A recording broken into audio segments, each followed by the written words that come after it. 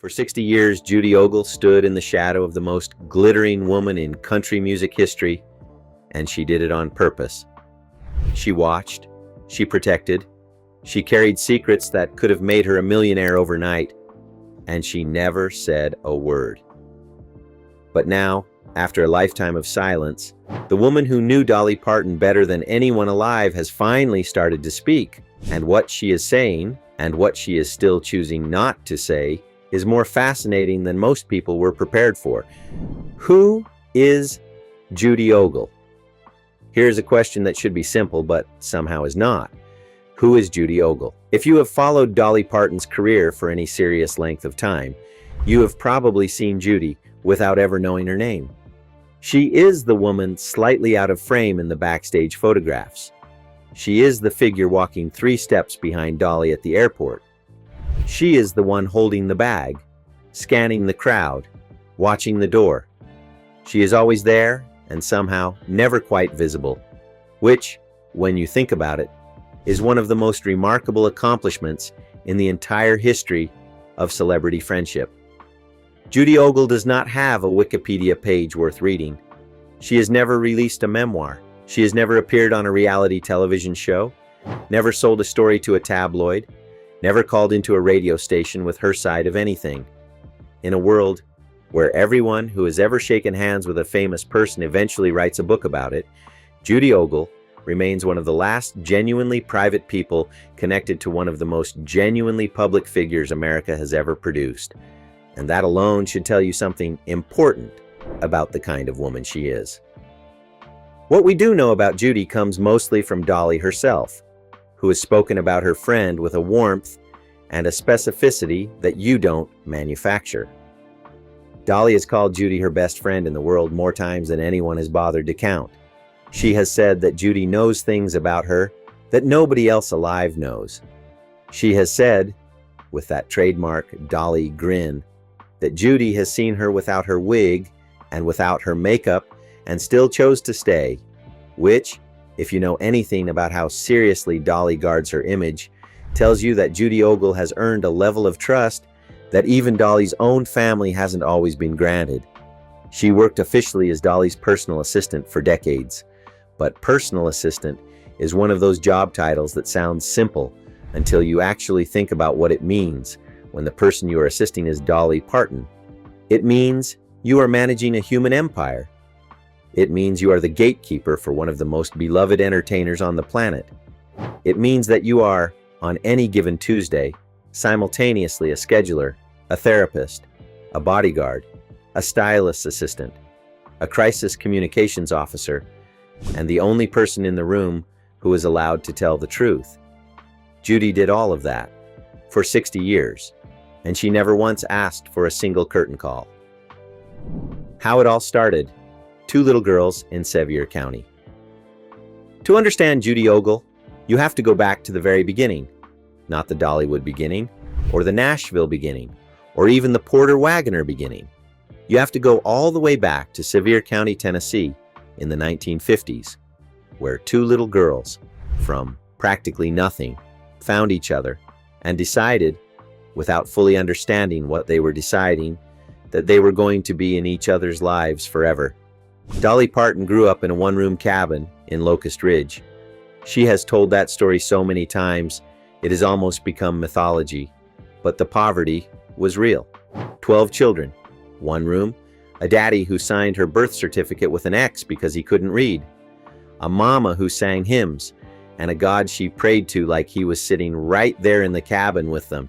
Dolly was the 4th of those 12 children, and from the time she could talk, she was singing and performing and announcing to anyone who would listen that she was going to be a star. Judy Ogle lived nearby. The 2 girls met as children, and something clicked between them with the kind of quiet certainty that only the best friendships have. Not the loud, dramatic kind of friendship where people are always declaring their devotion. The steady kind. The kind where you just know. Growing up poor in the hills of Tennessee in that era was not romantic. It was hard. It was cold winters and scarce food, and the particular loneliness of being a dreamy child in a place that didn't have much room for dreams. Dolly had her music, and her faith, and her family. And she had Judy. And in the arithmetic of Dolly Parton's early life, Judy Ogle was not an addition. She was a foundation. What is remarkable, when you sit with it, is that this friendship survived everything.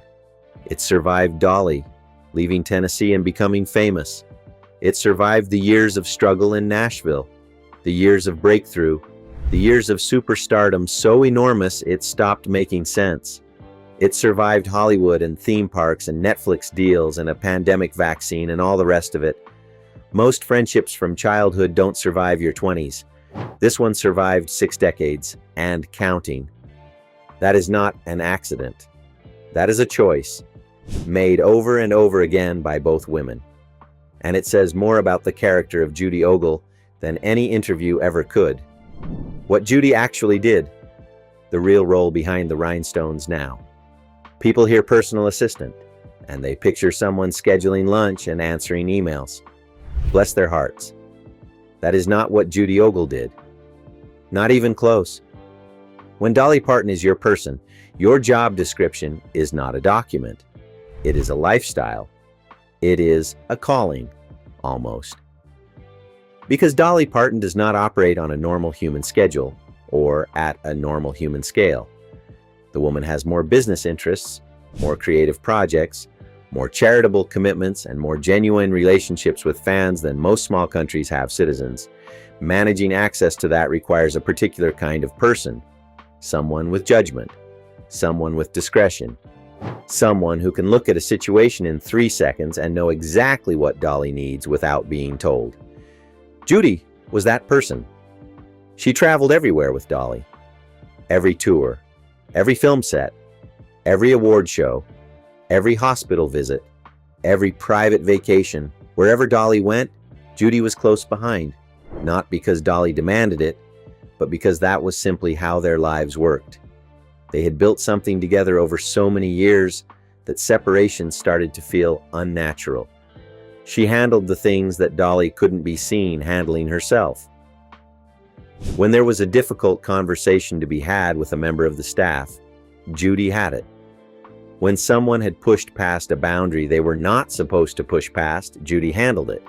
When the press was circling around something sensitive, Judy was often the one making quiet phone calls and deciding what the strategy was going to be. She also did the deeply personal things that you cannot hire a stranger to do. She helped Dolly get ready for performances when the schedule was brutal and the team was stretched thin. She sat with her in hotel rooms at 2 o'clock in the morning when the road got lonely. She was the person Dolly could be completely unguarded with, which for someone who is always performing, always on, always Dolly with a capital D, is not a small thing. That is everything. There is an old saying in country music circles that behind every great artist is a person nobody ever thanks. In Dolly's case, that person has a name, and her name is Judy Ogle.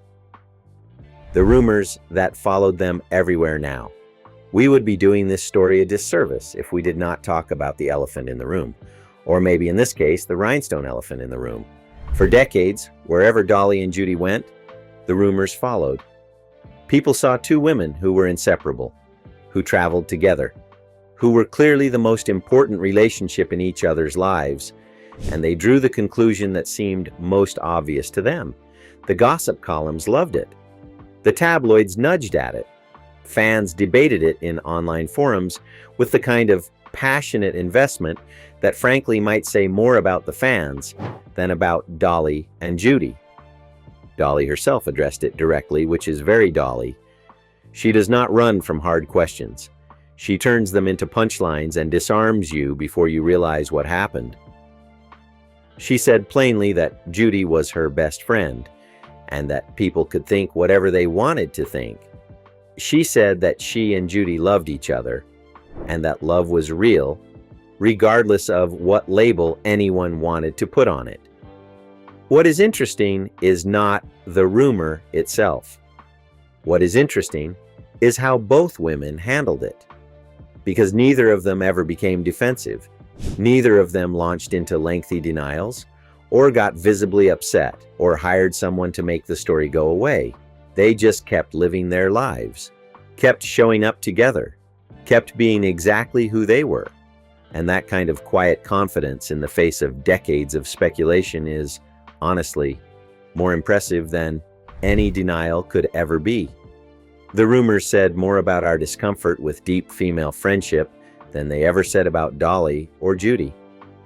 We live in a world that has a hard time believing that two women can be the most important people in each other's lives without there being a romantic explanation for it.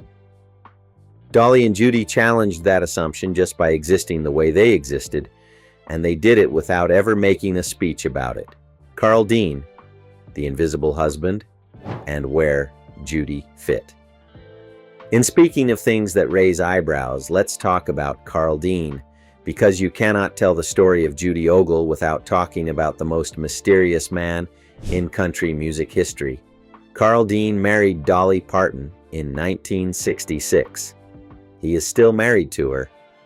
That is almost 60 years with the most famous woman in the world, and the man has somehow managed to remain almost completely invisible to the general public. He does not attend award shows. He does not appear in music videos. He does not give interviews. He has built a life of extraordinary privacy while being legally bound to a woman who is incapable of walking through a grocery store without stopping traffic. People have always found this arrangement fascinating. Some found it suspicious. Some found it admirable. Some found it straight up confusing. And then there is Judy, who is also always there, who also knows everything, who also has access to the most private parts of Dolly's life. So what you have, when you lay it all out, is this unusual triangle of intimacy.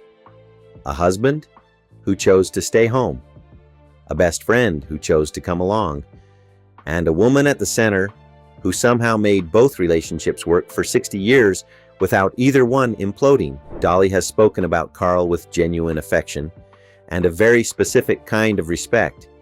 She has said that he never wanted the spotlight and that she never tried to force it on him. She has said that their marriage works because they give each other room. She married a man who let her be entirely herself, which is a rarer thing than it sounds. And she kept a best friend who showed up for every single thing that Carl wasn't there for, which was, by Carl's own design, quite a lot. Whether that arrangement was perfect or complicated or some combination of both, it clearly worked. Dolly Parton has one of the longest marriages in the history of country music and one of the longest friendships. That is either very good planning or evidence of something genuinely remarkable about the people involved. Probably both, if we are being honest. The things Judy saw that nobody else did here is where the story gets really interesting. Because when you spend 60 years at the side of a woman like Dolly Parton, you see things. You see everything, actually.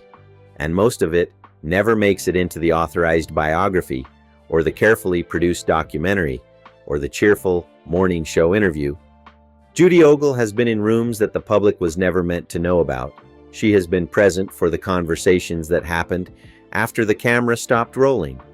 She has seen Dolly in genuine crisis, not the performative kind that celebrities sometimes do for sympathy, but the real kind, the quiet kind, the kind that happens at 3 in the morning when the armor is off, and the wig is on the stand and there is nothing left between you and the truth of your life. She has seen Dolly fight for her career in moments when the industry was not being kind to her. Country music in the 1970s and 1980s was not always a welcoming place for a woman who insisted on controlling her own image, her own songs, and her own business. Dolly fought those battles, and she did not always fight them with a smile on her face. Judy was there for the moments behind the smile. She has seen Dolly's health struggles up close in a way that the public only ever gets partial glimpses of. Dolly has dealt with physical pain and personal losses and professional setbacks over the decades, and through all of it, Judy was the constant. Not a manager whose loyalty depended on a contract, not a publicist whose job was to spin the narrative. Just a woman who had known Dolly since they were children and loved her without condition or agenda. That kind of witness is irreplaceable. You cannot hire it. You cannot create it. It either exists after 6 decades of genuine friendship or it does not. And what Judy did with everything she saw, what she chose to do with the full and complete unfiltered truth of Dolly Parton's life, was keep it. Quietly, permanently, as if it had never been hers to share in the first place, Dolly's health, battles, and who was really there. Dolly Parton has not always been invincible, even if she has always seemed that way. Behind the wigs, and the rhinestones, and the laugh that can light up an entire television studio is a woman who has dealt with real and serious health challenges over the years, and not all of them have been widely reported. She has spoken publicly about issues with her back, about the physical toll of decades of performing, about the particular kind of exhaustion that comes from being always on and always needed by a world that has decided you belong to them. She has been through surgeries. She has been through recoveries. She has been through the frightening and humbling experience of being a human body inside a superhuman career. And in all of those moments when the cameras left and the get well cards were stacked up on the bedside table and the publicist had gone home, Judy was the one in the room. This is something that people close to major celebrities sometimes talk about in quiet tones. The reality that fame creates a kind of loneliness that ordinary people don't understand. Because everyone wants to be near you, and almost nobody is actually there for you. The entourage shows up when things are good. The real ones show up when things are not. Judy showed up every time, without exception. There is a particular moment that people who have followed Dolly's story closely tend to point to. In interviews over the years, Dolly has referenced Judy in the context of her hardest moments with a consistency that is striking. Not in a dramatic way, in a simple, matter-of-fact way. As if Judy's presence in those moments was so obvious, so expected, so completely natural that it barely needed to be mentioned. That is what 60 years of friendship looks like from the inside. Not grand gestures, not dramatic declarations. Just showing up over and over until showing up is no longer a choice, but simply what you do, because the alternative is unthinkable. The silence that spoke louder than any interview. Let's stop for a moment and really reckon with what Judy Ogle did not do, because in this particular story, the silence is just as loud as anything that was ever said. She did not write a book, and she could have written a book that would have outsold nearly everything on the shelves. A memoir by the woman who spent 60 years at Dolly Parton's side, with real access and real stories and real details that nobody else could have provided, would have been a publishing event. Publishers would have been calling. Agents would have been lining up. The advance alone would have been staggering. She did not sell stories to tabloids, and Lord knows the tabloids would have paid. They have been circling around Dolly's personal life for decades, desperate for anything real, anything unguarded, anything that pulled back the curtain even an inch. Judy had the curtain in her hands. She never pulled it. She did not give television interviews fishing for sympathy or recognition. She did not start a podcast. She did not launch a brand. She did not leverage her proximity to one of the most beloved women in the world for personal gain of any kind that anyone has ever been able to identify. Now, in 2024, in an era where people are writing memoirs about their brief internships and selling exclusive interviews about their neighbor's cousin's rumored behavior, this kind of silence is genuinely rare. It borders on radical. It is so far outside the cultural norm that it almost reads as a statement in itself. And maybe it is. Maybe Judy Ogle's silence is the loudest thing she has ever said about who she is and what she believes friendship actually means. There is a cost to that kind of loyalty, though, and it would be dishonest to pretend there isn't. When you spend 60 years being somebody's person and never claiming your own story, a part of your narrative disappears. History has a way of only remembering the names in the spotlight. The people 3 steps behind the spotlight tend to fade. Judy Ogle, one of the most genuinely important people in Dolly Parton's extraordinary life, is in real danger of becoming a footnote, and she would probably be fine with that, which is somehow the most heartbreaking part of all. Judy breaks her silence. What she finally said now here is the part that everyone came for, because Judy did eventually speak, not in the explosive tell-all way that the tabloids always hope for, not with a publisher's deal and a press tour and a carefully managed rollout, in the way that Judy Ogle does everything, quietly, selectively, and on her own terms entirely. Over the years, there have been a handful of moments, rare as lunar eclipses, where Judy allowed herself to be seen and heard in a limited way. And what she said in those moments, and the way she said it, tells you an enormous amount about who she is. She has spoken about Dolly with a simplicity and a certainty that cuts right through everything. She has described their friendship not as something that developed or evolved or went through phases, but as something that simply was, from the very beginning, as natural and as fixed as the hills they both grew up in. She has said, in essence, that being Dolly's friend was never a job or a role or a responsibility. It was just the truth of her life, as obvious and as unremarkable to her as breathing. She has talked about what it was like to watch someone you knew as a child become one of the most famous people on earth. And what is remarkable about the way she talks about it is that she never describes Dolly as having changed, not in the ways that matter. The voice got bigger, and the wigs got taller, and the business empire got wider, but the woman inside all of that remained, according to Judy, essentially the same person who grew up in that cabin in Sevier County. Whether that is 100% objectively true, or whether it is the particular grace that a loving friend extends to the person they have chosen, it is a beautiful thing to say, and it is clearly something Judy believes completely. She has talked about loyalty as if it is the simplest concept in the world, as if the decision to keep Dolly's confidences was never actually a decision at all, just the only available option, the only one that made any sense.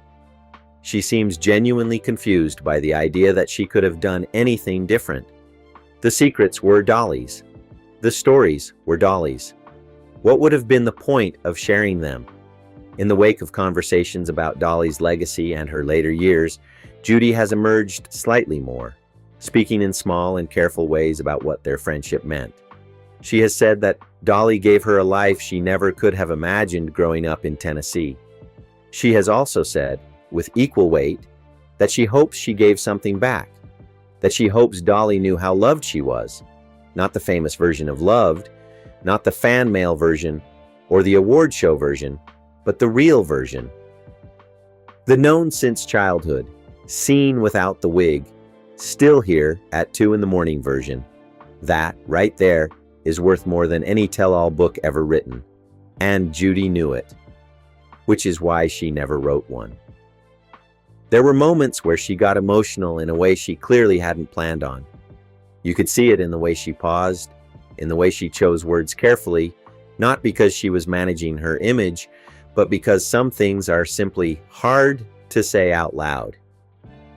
The kind of hard that has nothing to do with secrets and everything to do with love and loss, and the particular grief of watching someone you have known your entire life age alongside you. She also said something that has stayed with people who heard it. She said that the best thing about being Dolly's friend for 60 years was that nobody could take it away. The memories, the private moments, the real laughs that happened when nobody was recording anything, those belonged to the two of them and nobody else. Not the tabloids, not the biographers, not even time. And she said it with a quiet satisfaction that was more powerful than any amount of dramatic revelation could ever have been. Life after Dolly. What happens to the woman? behind the woman? This is the question that nobody is really asking, which probably means it is the most important one. What happens to Judy Ogle now? When you have structured your entire adult life around being present for someone else, when your daily rhythms and your professional purpose and your deepest sense of connection have all been organized around one relationship, the absence of that relationship creates a kind of void that is very difficult to describe to someone who has not experienced it. Judy Ogle spent 60 years being needed in a particular way by a particular person. She woke up every morning with a clear sense of what her day was going to look like and what her role in the world was. She had purpose that was specific and concrete and deeply personal. And that is not nothing. That is, for many people, everything. The world does not have a great template for what comes next for someone in Judy's position. It is not like retiring from a regular job where you get a cake and a card and then figure out how to fill your Tuesdays. It is more complicated than that, more emotionally layered, more tied up in identity and love and grief all at the same time. There is also the question of legacy, and this one is thorny. Dolly Parton's legacy is not in question. She will be remembered forever. The songs, the philanthropy, the imagination library that put books in the hands of children who needed them, the sheer force of her personality and her generosity and her talent, all of that is ironclad. She built something that will long outlast any of us. But what about Judy? What is her legacy?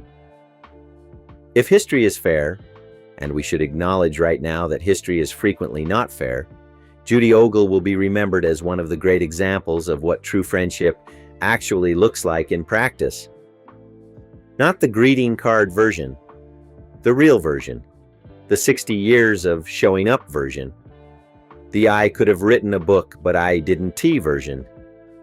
She will be remembered as proof that it is possible to be deeply connected to someone extraordinary without needing to claim any of their light for yourself. That is a rare and genuinely beautiful way to move through the world. She will also hopefully be remembered as a person in her own right. Because Judy Ogle is not just Dolly Parton's best friend. She is a woman who made choices, difficult ones, quiet ones, choices that cost her recognition and money and the particular satisfaction of being publicly known and appreciated for what she did. She made those choices freely and consistently across 6 decades. And that takes a kind of character that most of us, if we are being honest with ourselves, are not entirely sure we possess. The woman behind the woman deserves to have her story told. Not because she would have wanted that, she clearly would not, but because stories like hers have a way of reminding the rest of us what really matters. Not the spotlight, not the credit, not the book deal, or the podcast, or the carefully curated public image, just showing up, keeping your word, loving someone well for as long as you possibly can.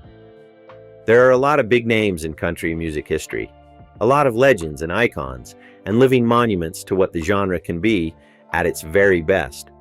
Dolly Parton is at the top of that list, and she belongs there, no question about it. But here is what Judy Ogle understood, maybe before anyone else did. The most important things about Dolly Parton were never the things that made the front page. They were the things that happened in the quiet moments. The real laughs and the honest conversations, and the 2 women who grew up poor in the Tennessee hills and chose each other over and over for 60 years straight. Judy kept those moments safe. She carried them like something sacred, and in doing so, she gave Dolly something that no amount of fame or money or Grammy Awards could ever buy. She gave her a witness, someone who saw all of it and loved her anyway. Someone who will carry the truest version of Dolly Parton with her for the rest of her life, quietly, the way she has always done everything. If you ask me, that is the greatest love story in the history of country music. And it was never a romance. It was something rarer than that. It was a friendship that lasted a lifetime. If you found this story as moving as we did, make sure you like and subscribe and click on the next video showing on your screen right now, because we have got a lot more country music stories that the history books forgot to tell you.